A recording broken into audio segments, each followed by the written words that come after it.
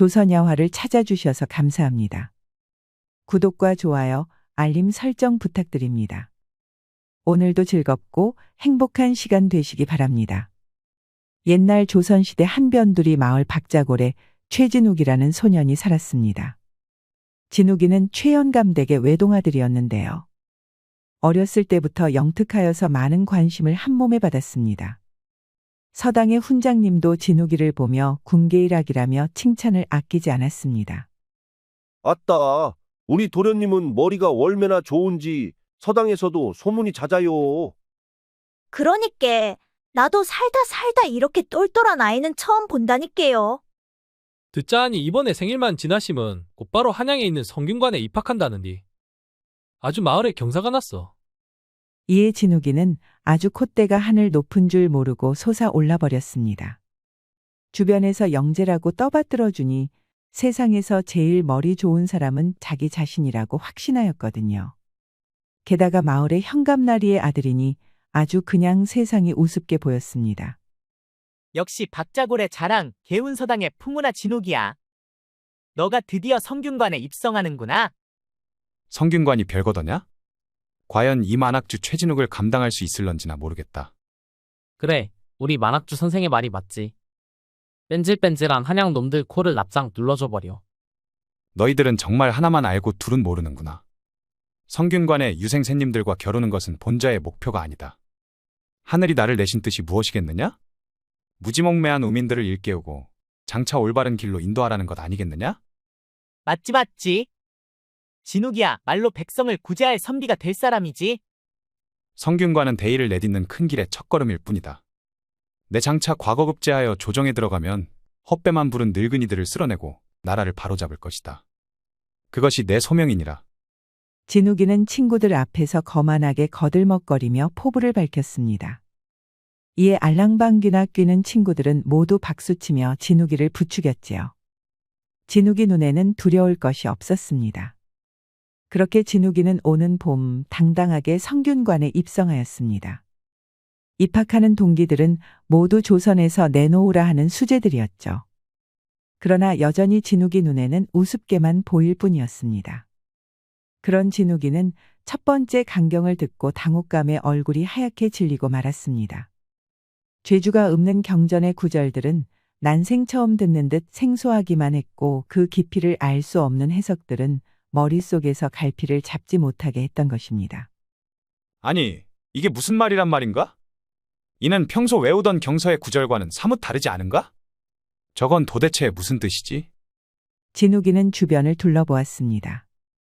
동기들은 죄주의 말씀에 고개를 끄덕이며 받아 적고 있었고 어떤 이들은 눈동자에 빛이 번득일 정도로 집중하고 있었습니다. 그 모습에 진욱이는 좌절감에 가슴이 답답해졌습니다. 그럴 리 없다. 저놈들이 이해하는 것을 내가 이해 못할 리가 없어. 진욱이는 눈을 부릅뜨고 죄주의 말을 하나도 놓치지 않겠다는 듯 필사적으로 경전에 귀를 기울였습니다. 그러나 경전의 한 구절 한 구절이 마치 돌덩이처럼 머릿속에 얹혔고 해석은커녕 그 뜻조차 알아챌 수 없었습니다. 필사적으로 받아 적으려 해도 죄주의 말은 진욱이의 손보다 빠르게 지나갔습니다. 진욱이는 속으로 씩씩거리며 주먹을 꽉 쥐었습니다. 내가 이 정도로 허둥댈 인물이 아니다. 이 모든 것은 첫 강이라 긴장이 된 탓일 뿐이야. 적응만 하면 본 실력이 나올 게 분명해. 천하의 만학주 최진욱이 이깟걸로 벌벌 떠는 게냐? 진욱이는 여전히 거만을 떨며 마음을 진정시키려 애를 썼습니다. 허나 두려움이 스멀스멀 피어올라왔지요. 그리고 다음 날이 되어서야 마침내 현실과 직면하고 말았습니다. 주변 유생들은 죄주의 물음에 막힘없이 대답하며 학식을 뽐냈기 때문입니다. 반면 진욱이는 행여 죄주가 자신에게 질문을 던질까 싶어서 마음이 조마조마하기만 했습니다. 그러다가 기어코 죄주가 진욱이를 지목하고 말았습니다. 저기 뒷줄에 앉은 최유생. 방금 경전에 대한 해석에 대해 자네는 어떻게 생각하는가? 갑작스러운 지목에 진욱이는 심장이 철렁 내려앉았습니다. 땀이 이마를 타고 흘렀고 입은 뻣뻣하게 굳어 말 한마디 내뱉기도 어려웠습니다. 저기. 그것은. 그러니까 말입니다. 진욱이가 더듬더듬 말하기 시작했으나 도저히 알아듣기 어려웠지요. 수십 개의 눈동자가 진욱이에게 꽂혔습니다. 바닥이 빙글빙글 도는 듯하며 현기증이 올라왔습니다. 결국 죄주는 답답하다는 듯 고개를 돌리며 다른 유생을 지목했습니다. 박현우 유생, 자네 생각은 어떠한가? 죄주가 다음으로 지목한 유생은 박현우라는 자였습니다. 단정한 이목구비와 결연한 눈빛에서 고결한 기품이 느껴졌지요. 고운 피부와 곧은 콧날, 그 아래로 드러난 날카로운 턱선은 마치 학의 우아한 자태를 떠올리게 했습니다.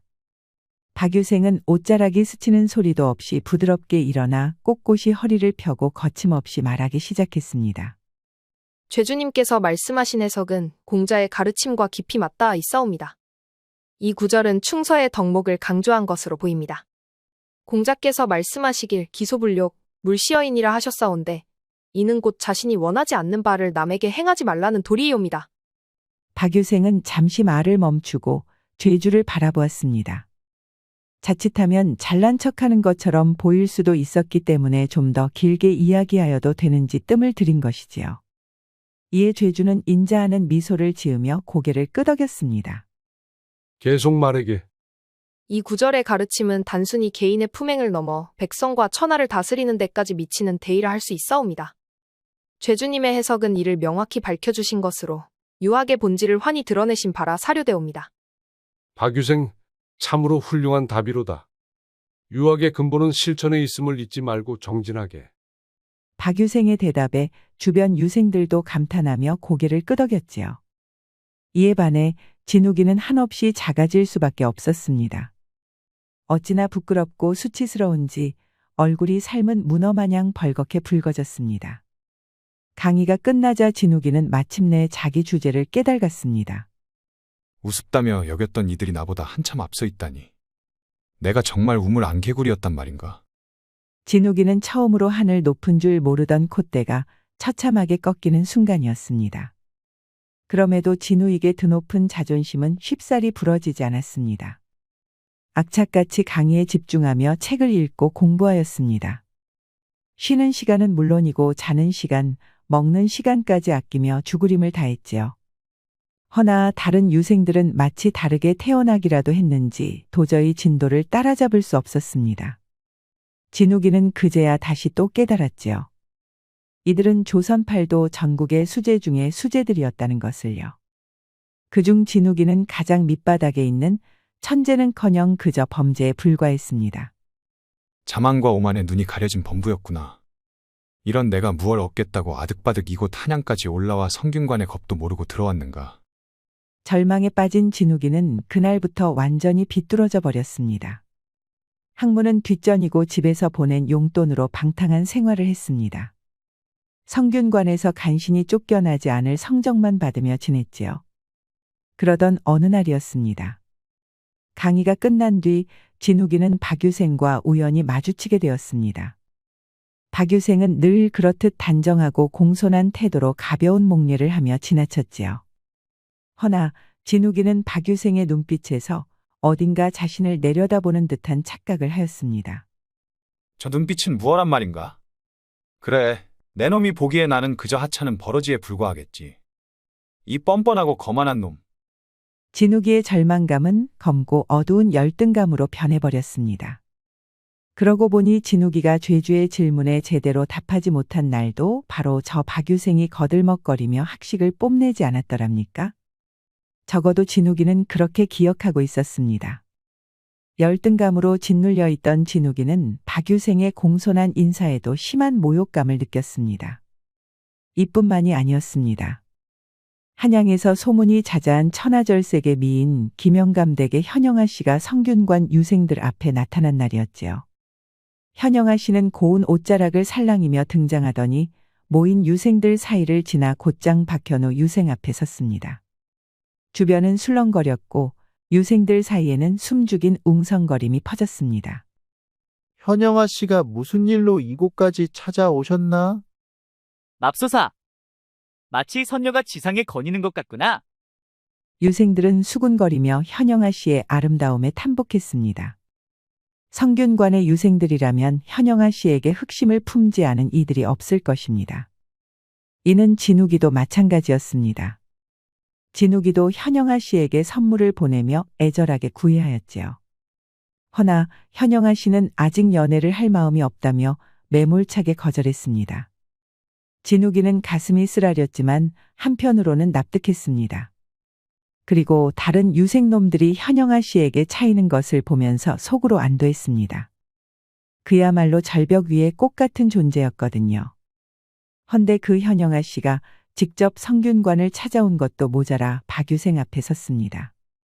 이에 진욱이는 숨이 막히는 듯 했습니다. 박현우 유생님, 제가 감히 드릴 말씀이 있어 찾아왔습니다. 어인일로 이곳까지 오셨습니까? 실은 오랫동안 유생님의 학문과 인품을 흠모해 왔습니다. 박 유생님을 떠올리면 밤에 잠도 편히 못 이루고 있사옵니다. 그러니 부디 제 마음을 받아주시겠습니까? 현영아 씨의 초롱초롱한 눈빛은 박유생에게서 한치도 벗어나지 않았습니다. 순간 진욱이는 피가 차갑게 식는 것 같았습니다. 자신이 그토록 마음속 깊이 흠모하던 꿈의 여인이 하필이면 바로 그 거만한 새님 박유생에게 사랑을 고백하다니. 박유생은 그런 현영아 씨의 고백에 잠시 말을 멈추더니 현영아 씨의 흘러내린 귀밑머리를 쓸어올려 주었습니다. 현영아 씨는 그런 박유생의 자상함에 심장이 터질 것 같았습니다. 아 씨의 깊은 마음은 감사히 받들겠습니다. 그러나 저는 학문의 뜻을 두고 있는 몸. 그 뜻을 이루기 위해 어렵게 성균관에 입학하여 매일 정진하고 있지요. 해서 죄송스럽게도 아 씨의 마음에 보답할 수는 없을 것입니다. 이를 부디 넓은 마음으로 헤아려 주시옵소서. 박유생의 말은 매우 예의 바르고 겸손했습니다. 이에 현영아 씨도 눈물을 글썽였으나 고개를 푹 숙여 인사하고는 서둘러 자리를 피했지요. 이에 진욱이는 순간 차가웠던 피가 다시 뜨겁게 부글부글 끓어오르는 듯했습니다. 감히 현영아 씨의 고백을 거절해. 저 미친놈. 오만하기 짝이 없다. 자기가 뭐라도 되는 줄 아는 건가? 진욱이는 결국 이성의 끈이 끊어지고 말았습니다. 더 이상 참는 것에 한도가 있었습니다.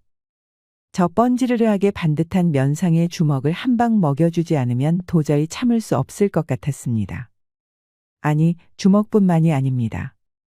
아주 바닥에 패대기 쳐서 흠씬 두들겨 패줄 심상이었습니다.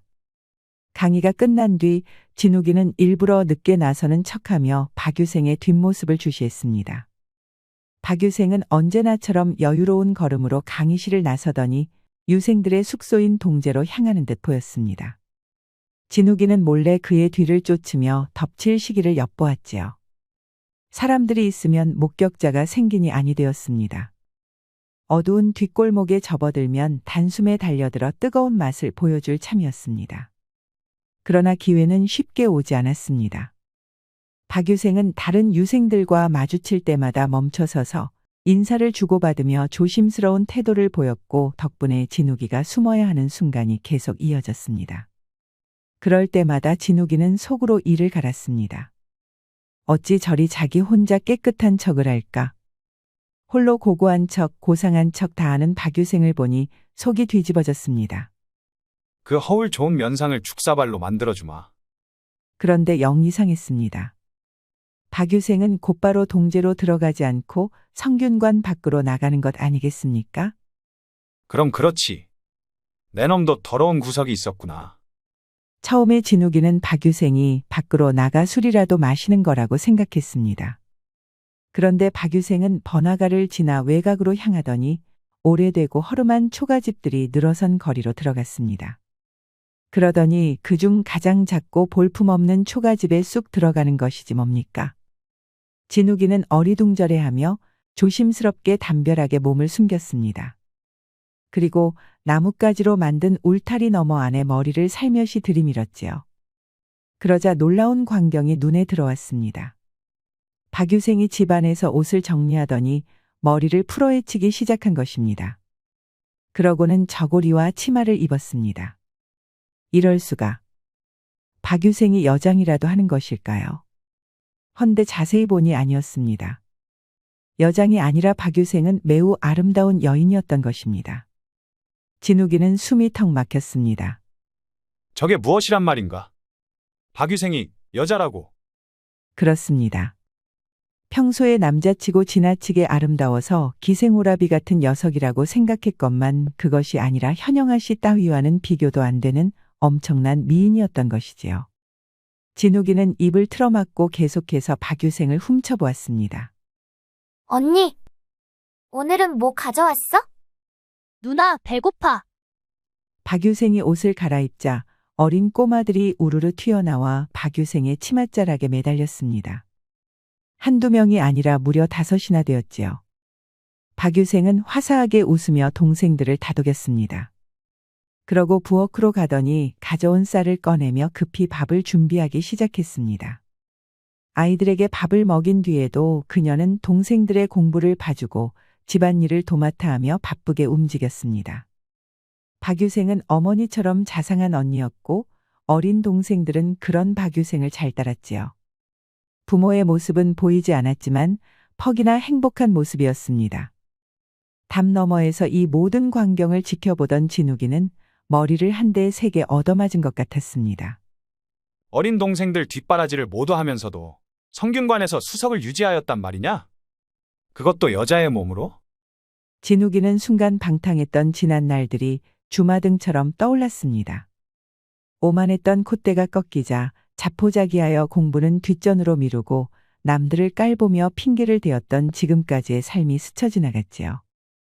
그리고는 박유생의 학식을 비하하며 헛소문이나 퍼뜨리려고 했습니다. 심지어 선비의 덕목을 저버리고 비겁하게 주먹을 휘두르려고 했습니다. 진욱이는 얼굴이 화끈거리고 구역질이 날 것 같았습니다. 자신이 죽도록 역겨웠습니다. 동생들을 먹여 살리면서도 학문에 매진하는 박유생과 비교하니 미치도록 부끄러웠지요. 내가 도대체 무엇이 그리 잘났단 말인가? 진정 눈과 귀가 멀었던 것은 나 자신이었구나. 만학주 최진욱은 무슨 웃음만 나오는구나. 나같이 멍청한 돌대 가리는 우석이라는 호가 더 어울리도다. 진욱이는 쓰게 웃으며 품속에서 돈 꾸러미를 꺼냈습니다. 집에서 받은 용돈 전부였지요. 진욱이는 돈꾸러미를 끈으로 다시 단단하게 여미고 울타리 너머로 휙 던졌습니다. 박유생, 자네 덕에 마침내 눈이 떠졌소. 별거 아니지만 부디 보탬이 되길 바라네. 그러고 진욱이는 발걸음을 돌렸습니다. 그 사이 박유생의 동생 중 하나가 울타리 너머로 들어온 돈꾸러미를 주워들었습니다. 그리고 밖으로 고개를 내밀어 보니 한 선비가 모른 척하고 걷고 있지 뭡니까. 진욱이는 동생이 자신을 본 것을 눈치채고는 불이 나게 달려가 버렸습니다.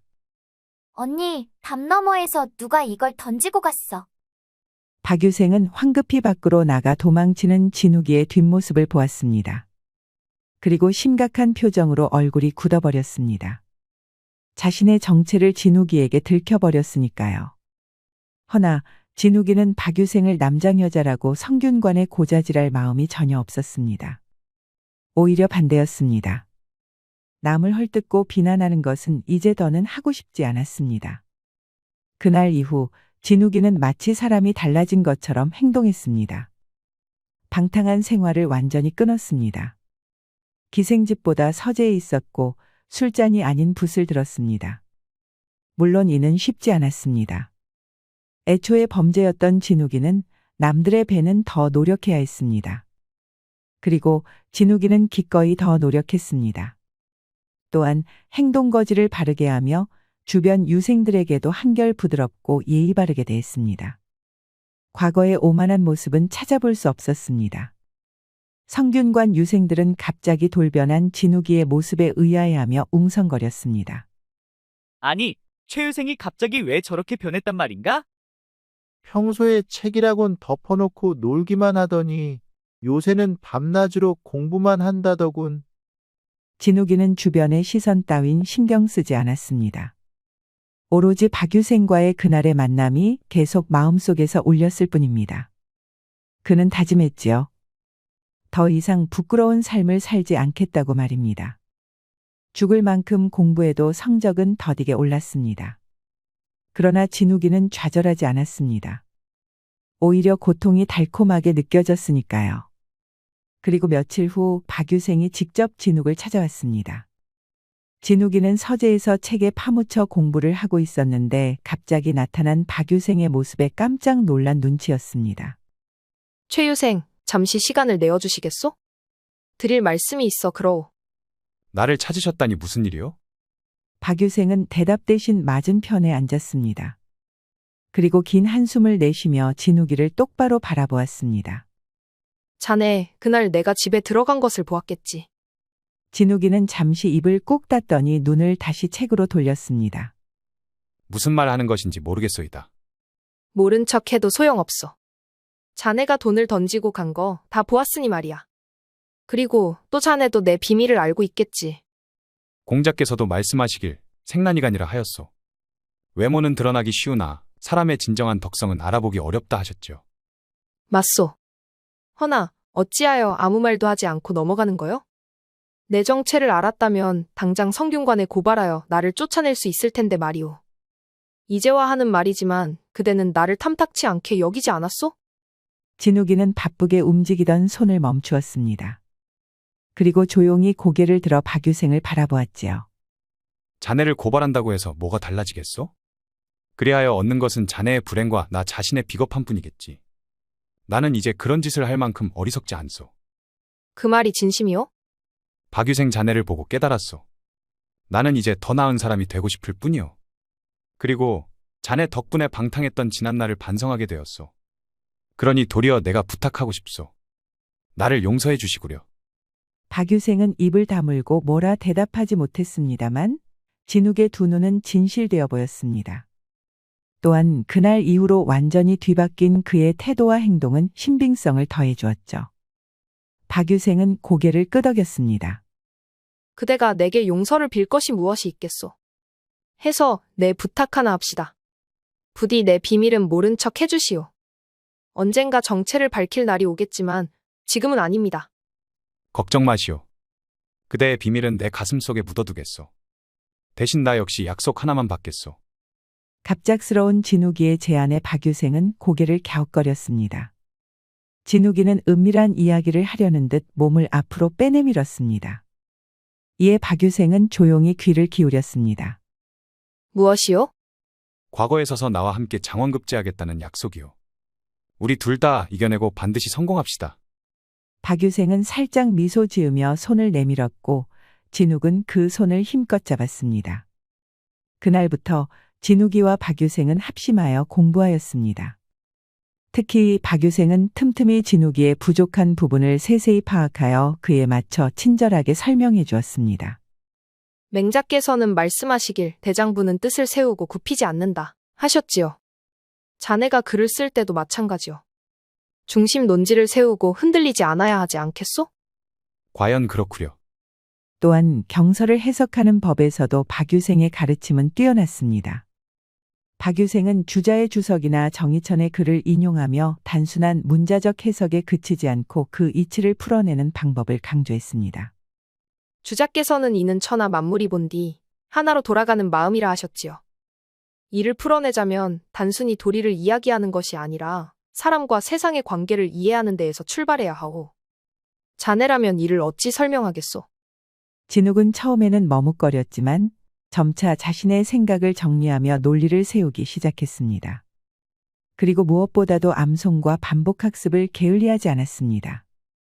저녁에는 경서를 펼쳐 서로 암송하며 기억을 다지고 암송한 내용을 바탕으로 질문을 주고받으며 토론을 이어갔습니다. 자네는 의와 이익이 충돌할 때 무엇이 먼저라고 생각하오? 의가 우선이어야 하지 않겠소? 맹자께서도 인의는 인간의 본분이요. 이익은 그 뒤를 따르는 것이라 하셨으니. 맞소. 하지만 이를 논문에 쓴다면 어떤 사례로 풀어나가겠소? 이익을 조차 나라를 위험에 빠뜨린 사례를 들어볼까 하오. 박유생은 현명한 진욱이의 대답에 만족스러운 미소를 지었습니다. 진욱이는 그야말로 일취월장하고 있었습니다. 진욱이 자신도 매일같이 느껴지는 발전에 스스로 놀라움을 금치 못하였죠. 동기들조차 그 변화를 알아차릴 정도였습니다. 최유생이 요새는 마치 다른 사람이 된 것 같다는 말이 여기저기에서 들려왔습니다. 진욱이와 박유생은 열심히 서로를 도우며 점점 더 가까워졌습니다. 어디를 가든 둘이 붙어 다녔기에 이를 좀 이상하게 보는 유생들이 있을 정도였습니다. 그럼에도 진욱이는 이에 흔들리지 않고 묵묵히 학문에 힘썼습니다. 며칠 뒤 성균관에선 학문적 성취를 겨루는 큰 경시대회가 열린다는 소식이 전해졌습니다. 유생들 사이에서는 긴장과 기대가 뒤섞인 분위기가 감돌았지요. 이번 대회는 단순히 성적을 겨루는 것을 넘어 유생들 간 학문적 서열을 명확히 가릴 기회로 여겨졌습니다. 특히 이번 경시대회에서는 경서를 주제로 한 논술과 필사 그리고 암기 시험까지 포함된 대대적인 행사라 유생들은 저마다 밤낮으로 공부에 몰두하기 시작했습니다. 박유생과 진욱도 예외는 아니었습니다. 두 사람은 서로를 독려하며 대회 준비에 박차를 가했습니다. 진욱은 박유생이 지도한 방식대로 논지를 정리하고 논문을 쓰는 연습에 매진했습니다. 하루는 저녁 무렵 두 사람이 함께 서재에서 공부를 마치고 잠깐의 휴식을 취하던 때였습니다. 진욱은 박유생을 흘깃 바라보며 잠시 망설이더니 조심스럽게 입을 열었습니다. 박유생, 내 잠깐 할 말이 있어. 소피를 가려면 좀만 참으시오. 그게 아니라 좀 진지한 거요. 무엇이오? 어찌하여 남장을 하고 성균관에 들어왔소? 박유생은 그 질문에 순간 말을 잇지 못했습니다. 잠시 머뭇거리며 고개를 돌리더니 이내 무겁게 한숨을 내쉬고는 조용히 입을 열었습니다. 그대에게는 이미 들켜버린 비밀이니 굳이 숨길 필요도 없겠지요. 내겐 본래 오라버니가 있었소. 진욱은 뜻밖의 말에 놀란 기색을 보이며 박유생을 바라보았습니다. 박유생은 담담하게 이야기를 이어갔습니다. 내 오라버니는 천재라 불릴 만큼 뛰어난 사람이었어. 경서를 읽고 논문을 쓰는데 그만한 재능을 가진 이는 드물었지요. 그러나 천재성이 오히려 화를 불러왔습니다. 박유생의 오빠인 박현우에게 치졸한 질투심을 품은 김중덕이라는 자가 끝내에서는 안 될 짓을 저지른 것입니다. 김중덕은 높은 가문의 배경을 등에 업고 있었지만 학문에서는 늘 박현우에게 뒤처졌습니다. 그러다 어느 날 박현우가 갑작스러운 사고로 목숨을 잃게 되었지요. 사람들은 단순한 사고라고 믿었지만 여동생인 박유생은 확신했습니다. 그것은 김중덕의 질투와 악의에서 비롯된 음모였다는 것을요. 그러나 증거가 부족했고 누구도 그를 의심하지 않았습니다. 그 사건으로 인해 박유생의 집안은 무너졌습니다. 부모님은 아들의 죽음을 견디지 못하고 병이 들었고 결국 세상을 떠났습니다. 어린 동생들과 남겨진 박유생은 빚더미 속에서 홀로 가정을 책임지게 되었지요. 이때 그녀는 결심했습니다. 오라버니의 뜻을 이어받아 과거에 급제하고 다시 집안을 일으키는 동시에 김중덕의 악행을 세상에 밝혀내겠다고. 그렇게 남장을 하고 성균관에 들어온 것입니다. 처음 김중덕은 박유생의 모습을 보고 믿지 못하는 듯했습니다. 그러나 이리 봐도 저리 봐도 박현우로 보였기에 이를 갈고 추궁하는 것을 멈추었지요. 그리고 박유생은 계속해서 오라버니 흉내를 내며 성균관을 다녔습니다. 박유생은 이야기를 마치고 나지막이 한숨을 내쉬었습니다. 진욱은 박유생의 이야기를 듣고 깊이 숙연해졌습니다. 그대는 정말 대단하구려. 나 같으면 공부는커녕 하루를 살기에도 벅찼을 거요. 박유생은 쓴웃음을 지으며 고개를 들었습니다. 그리고 진욱이의 손을 꼭 잡았지요. 괜찮소. 그리고 이 이름은 우리 오라버니의 이름이여. 내 본명은 박현아라오. 박현아. 퍽 아름다운 이름이구려. 진욱이의 말에 박유생은 얼굴을 발갛게 붉혔습니다. 촛불에 비춘 그녀의 아름다운 미소는 진욱이의 심장을 뛰게 했죠. 둘은 서재에서 조용히 입맞춤하였습니다. 현아와 진욱이는 이제 더 이상 단순히 서로 공부를 도와주는 동기가 아니었습니다. 동기 그 이상인 연인의 감정을 품게 되었죠. 허나 둘은 학문을 위해 그 뜨거운 마음을 꾹 누르고 공부에 집중했습니다. 그리고 성균관의 경시대회가 열렸습니다. 성균관 안은 시험을 준비하는 유생들로 북적였고 긴장과 열정이 가득했습니다. 시험의 주제는 경서를 필사한 뒤 이를 바탕으로 논술을 작성하는 것이었습니다. 유생들은 각각의 자리에서 정신없이 붓을 놀리며 문제를 풀어나갔습니다. 진욱이는 시험에 앞서 박유생과 밤낮으로 준비했던 시간을 떠올리며 마음을 다잡았습니다. 박유생은 여느 때와 다름없이 침착하고 차분한 태도로 글을 써내려갔습니다. 며칠 뒤 대회의 결과가 발표되었습니다. 많은 유생들이 초조하게 성적표가 붙은 곳으로 몰려들었고 그 가운데 진욱과 박유생도 있었습니다. 진욱은 자신의 이름을 찾아보더니 눈을 반짝이며 외쳤습니다. 박유생, 차석이요. 내가 차석을 차지했소. 진욱이는 기쁨에 차올라 외쳤습니다. 등수에 드는 것을 바라지도 않았는데 차석이라니. 예전에 진욱이었으면 꿈도 꾸지 못할 일이었죠. 그리고 고개를 돌려 맨 위를 확인했는데 그곳에는 박현우라는 이름이 선명히 적혀 있었지요. 수석은 역시나 자네군. 과연 대단해. 그대도 훌륭했소. 이게 모두 함께 노력한 덕분이오. 그러나 이 결과는 모두를 만족시키지 않았습니다. 2등에도 들지 못하고 3등에 그친 김중덕은 결과 발표 직후 성균관 뜰에서 분노를 감추지 못했습니다. 박현우, 그놈 또다시 날 앞질렀단 말인가? 아니 그것보다 그 사고에서 당최 어찌 살아남았단 말인가?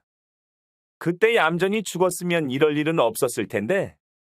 그는 이를 갈며 성적표를 주시하다가 문득 의심스러운 생각이 떠올랐습니다. 박유생의 필체가 유독 섬세하고 곱다는 점이었습니다.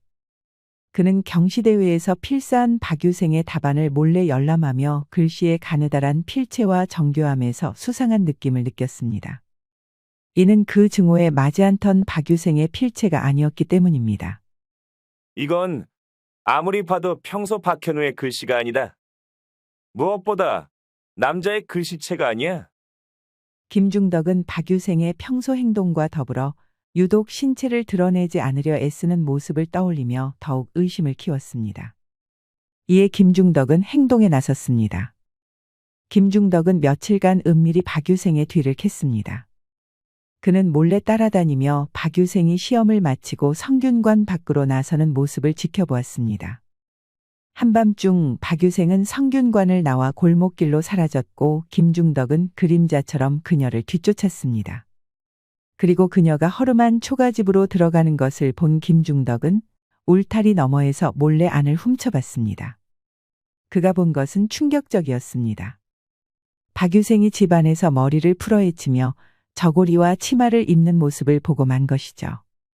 하, 과연 그럴 줄 알았다. 남장을 하고 성균관에 들어오다니? 이 배은망덕한 자를 당장 성균관에서 쫓아내야겠다. 다음 날 김중덕은 성균관의 죄주에게 몰래 박유생의 정체를 고발했습니다. 그는 박유생이 여자라는 사실과 성균관 규율을 어겼다는 점을 강조하며 유생의 명예와 성균관의 존엄을 위해 그를 추방해야 한다고 주장했습니다. 죄주는 처음에는 믿기 어려운 표정을 지었으나 김중덕의 단서와 정황 증언에 점차 납득하게 되었고 이 사실을 조사하기로 결정했습니다. 결국 며칠 뒤 박유생은 성균관에 소환되어 남장을 하고 입학한 사실이 밝혀졌습니다. 죄주는 깊은 탄식을 내쉬며 무거운 목소리로 선언했습니다. 박현우, 아니 박현아. 오늘부로 너는 성균관에서 쫓겨날 것이다. 죄는 더 묻지 않겠다. 이는 성균관의 큰 오점으로 남을 수도 있으니 말이다. 그 말이 떨어지자 유생들 사이에서는 웅성거림이 일었고 박유생은 담담히 고개를 숙였습니다. 이 모든 것을 지켜본 진욱이는 벌떡 일어나 박유생을 옹호했습니다. 그러나 죄주는 무겁게 고개를 저을 뿐이었죠. 괜찮네. 내가 잘못을 한 것이지. 박유생은 슬픔에 잠긴 눈으로 진욱이를 보고 성균관을 떠나야 했습니다. 박유생이 성균관에서 쫓겨난 후 진욱이는 밤마다 뒤척이며 분노를 삼켜야 했습니다. 김중덕의 치졸함이 떠오를 때마다 손이 떨렸고 분노가 끓어올랐습니다. 결국 자리를 박차고 박유생 안이 현아의 초가집을 찾아갔습니다. 현아는 동생들을 돌보느라 바쁘게 움직이다가 진욱이를 보고는 잠시 멈췄습니다. 그녀는 진욱의 굳은 얼굴에서 불안감을 잃고 조용히 밖으로 나왔습니다. 현안왕자, 어찌 지내시오? 우습게도 성균관을 다닐 때보다 괜찮아졌어요. 서책을 잡고 씨름할 시간에 일을 하니 살림살이가 나아졌거든요. 동생들도 저를 도와서 밖에 나가 작은 일거리를 하거나 집안일도 도와주고 있어요. 일단 이거부터 먼저 받으시오. 진욱이는 그러면서 묵직한 엽전을 현안왕자의 손에 쥐어주었습니다. 그러자 현안왕자는 다시 그 돈을 진욱이에게 밀어냈지만 진욱이는 막무가내였지요. 현안왕자는 그 돈을 받을 수밖에 없었습니다. 그리고 그 김중덕이라는 자. 내 가만두지 않겠소. 당장 관아에 가서 그가 저지른 악행을 모두 고발할 거요. 최유생, 그러지 말아요. 이미 저도 해본 일이랍니다. 고관대작의 자제이기에 관아에서도 그의 편을 들 거예요. 그러니 부디 시간을 낭비하지 마세요. 그렇다고 이대로 손을 놓고 있자는 거요? 나는 도저히 그리 할 수 없소. 현안왕자는 고요히 진욱을 바라보았습니다. 그녀의 눈동자에는 슬픔에 가득 차 있었지만 진욱이를 바라보는 눈빛에는 애틋함이 있었습니다. 최유생, 저와 했던 약속 기억하나요? 기억하고 말고. 헌데 지금은 그것보다. 그래요. 저는 그 약속을 못 지키게 되었죠. 하지만 저는 최유생이 꼭 그 약속을 지켜줬으면 해요. 과거에 나가 장원급제하는 거요. 장원급제라니. 내 실력으로는 어림없소. 현안왕자도 알잖소. 난 그저 둔재에 불과하오. 진욱이가 장원급제를 하자고 했던 이유는 그 의기를 다지기 위해서였습니다. 지금 아무리 진욱이의 학식이 높아졌다고 하여도 장원급제는 어림도 없었습니다. 그러자 박유생은 말없이 집 안으로 들어가 오래된 책 한 묶음을 들고 나왔습니다. 그녀는 그것을 조심스레 진욱에게 건넸습니다. 이건 내 오라버니가 평생 동안 공부하며 정리한 서책이에요. 경서와 논술의 요체가 모두 담겨 있죠. 저도 이 서책의 도움을 많이 받았어요. 그리고 이것이 최유생에게도 분명 도움이 될 것이에요. 현안왕자가 진욱이에게 건넨 책은 현대로 따지면 이른바 기출문제를 총종합하여 정리한 족보와 같은 것이었습니다. 진욱이는 떨리는 손으로 책을 받아들였습니다. 유난히 무겁게 느껴졌죠. 이걸로 반드시 장원급제를 하셔요. 그것이 저와 제 오라버니의 뜻을 이뤄주시는 거예요. 알겠소. 반드시 장원급제를 해서 돌아오겠소. 그리고 돌아온다면 진욱이는 말을 잇지 못했습니다. 현안왕자가 진욱이의 품에 뛰어들었기 때문입니다. 진욱이는 그런 현안왕자를 따뜻하게 안아주었습니다. 그날 이후 진욱이는 밤낮을 가리지 않고 공부에 매달렸습니다. 현안왕자가 준 책을 철저히 연구하며 오랜 시간 닫혀있던 학문의 문을 열어갔습니다. 매 순간 박유생의 말이 머릿속에 울렸고 그 말이 그의 지친 몸과 마음을 끌어올렸습니다. 마침내 과거 시험의 날이 되었습니다. 진욱이는 시험장의 고요한 긴장감 속에서 붓을 들었습니다. 시험의 주제는 인의의 본질과 그 실천이 국가의 번영에 미치는 영향이었지요. 그는 잠시 눈을 감았습니다. 인의와 이익. 이는 현안왕자와 나누었던 주제 아닌가. 진욱이는 붓을 들어 종이에 첫 줄을 적기 시작했습니다. 인의는 천하의 근본이며 만민의 생명이다. 맹자께서 말씀하시길 인의를 따르는 것은 하늘의 도리를 따르는 것이며 이를 저버리는 것은 스스로의 뿌리를 끊는 것이다라 하셨다. 이렇게 진욱이는 국가가 인의에 기반해야 하는 이유를 역사적 사례와 철학적 논리를 통해 막힘없이 풀어냈습니다. 춘추전국 시대 제나라 황공은 폐업을 이루는 동안 항상 관중의 의견을 듣고 인의에 기반한 정치를 펼쳤다. 반면 진왕 영정은 이익만을 좇아 백성을 핍박하며 결국 그 잔혹함이 그의 왕조를 몰락시켰다. 이는 인의를 저버린 통치는 결국 스스로를 배신하게 된다는 명백한 증거다. 진욱이는 글을 쓰는 동안 현안왕자와 나눈 대화가 새록새록 떠올랐습니다. 의와 이익이 충돌할 때 무엇이 먼저냐고 물었던 현안왕자. 그때 나는 의가 먼저라고 답했지. 그 뜻을 이 글에 담아야 한다. 진욱이는 글을 마무리하며 국가의 번영은 인의를 지키는 데서 시작된다는 점을 분명히 했습니다. 인이란 백성의 신뢰를 얻는 마음이며 이는 곧 국가를 지탱하는 근본이다. 하늘은 정의를 중히 여기고 백성은 이를 본받으니 정의로운 통치는 만대의 길이 남고 탐욕스러운 다스림은 순간에 무너진다라고 했지요. 그렇게 침착하게 모든 답을 적은 진욱이는 자신만만한 미소를 지었습니다. 며칠 뒤 과거 시험 결과가 발표되었습니다. 진욱은 인파 속에서 결과를 확인하기 위해 숨을 고르며 앞으로 나아갔습니다. 장원급제는 최진욱. 그 순간 그의 이름이 울려 퍼졌고 주변에서 환호와 박수 소리가 터져 나왔습니다. 진욱은 자신의 이름이 적힌 첫 줄을 바라보며 믿기지 않는다는 듯 손을 들어 올렸습니다. 내가 해냈구나. 말도 안 돼. 내가 떨어지다니. 진욱이가 조용히 승리 환희에 잠겨 있는 것과 달리 어느 한쪽에서는 절규가 들려왔죠. 김중덕이었습니다. 그는 과거 시험에서 부정을 저지르려 했으나 강교한 수법이 드러나 모든 자격을 박탈당하고 말았습니다. 결국 김중덕은 분노로 얼굴이 일그러진 채 자리를 떠나야 했습니다. 진욱이는 장원급제 후 곧바로 높은 벼슬을 맡게 되었고 이를 통해 김중덕의 악행을 조정해 고발했습니다. 현안왕자와 함께 준비했던 증거와 증언을 바탕으로 김중덕이 저지른 비리와 음모가 하나씩 밝혀졌습니다. 결국 그는 모든 명예를 잃고 유배를 떠났으며 가문 또한 볼품없이 몰락을 맞이하고 말았죠. 현안왕자, 내가 약속을 지켰소. 이제 자네와 함께 이 집안을 다시 일으켜 세우고 싶소. 당신과 함께라면 어떤 일도 해낼 수 있을 것 같아요. 진욱이와 현안왕자의 혼인은 성대하게 이루어졌습니다. 그리고 떡두꺼비 같은 아들과 딸을 넷이나 낳았답니다. 우리 이야기가 여러분들에게 조금이나마 재미를 선사할 수 있기를 바랍니다. 다른 재미있는 영상도 많으니 즐겁게 봐주세요.